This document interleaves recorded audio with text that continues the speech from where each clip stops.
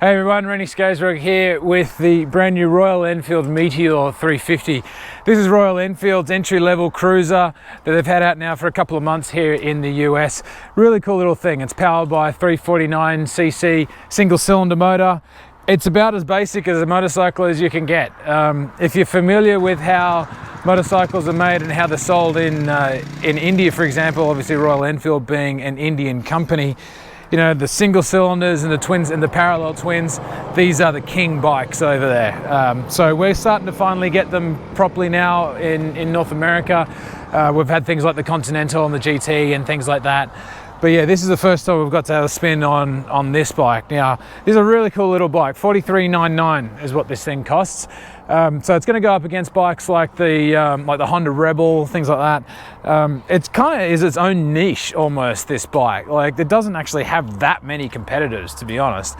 Yeah, super approachable. I think it's got about 20 odd horsepower that they claim. So, you know, it's not really going to win any drag races, but it gets up to speed fast enough, shall we say. I mean, you can keep up with traffic here in Southern California, so that makes life, you know, a little less dangerous, I guess, as it were.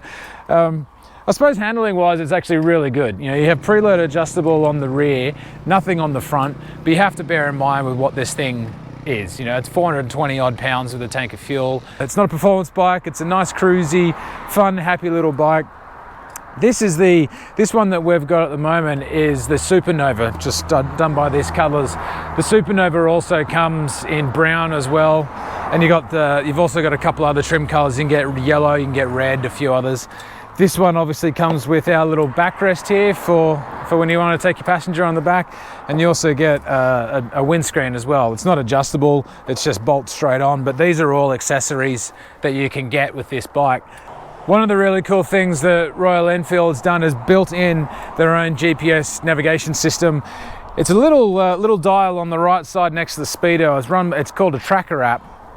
Now this works in conjunction with Google Maps, and it's little turn-by-turn signals. It just gives you a little sort of point turn. It's a pretty basic GPS system, but it's actually really cool. It's very sort of easy to understand, easy to use, and you know, it's not obtrusive. You know, it's not this big GPS unit stuck in your face. They've done well to sort of integrate that into the overall design.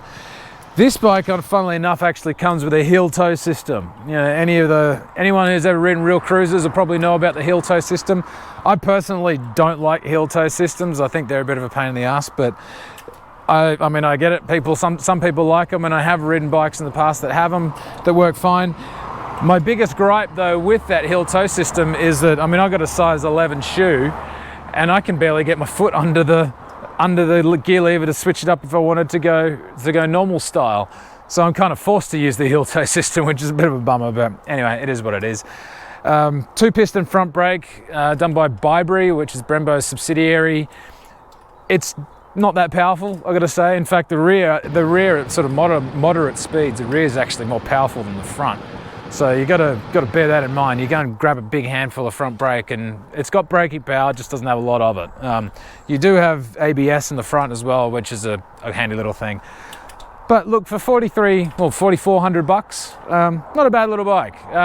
It's going to be interesting to see how the American market takes to it. I'm pretty sure they're actually going to go pretty well, because Royal Enfield's made such a huge push into the US in the last few years. So look, this is a new one. This is a new bike coming now from Royal Enfield, so a good little thing from them. It'll be interesting to see how it goes.